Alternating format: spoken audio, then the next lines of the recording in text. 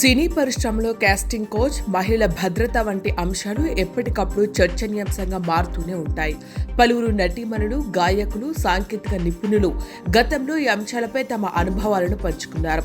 తాజాగా ప్రముఖ సింగర్ సునీత చేసిన వ్యాఖ్యలు మరోసారి ఇండస్ట్రీలో మహిళల భద్రతపై చర్చకు దారితీశాయి.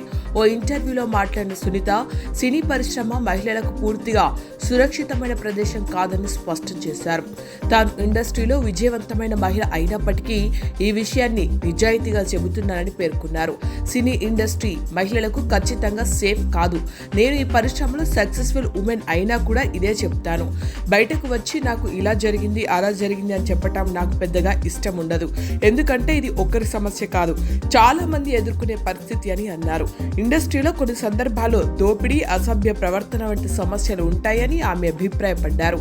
తనకు కేవలం 18 ఏళ్ల వయసులోనే ఇలాంటి అసౌకర్య పరిస్థితి ఎదురైందని సునీత వెల్లడించారు. అయితే ఆ ఘటన గురించి మరిన్ని వివరాలు చెప్పడానికి ఆమె ఆసక్తి చూపలేదు. ఆ విషయాలను పదే పదే చర్చించడం నాకు ఇష్టం కూడా ఉండదు.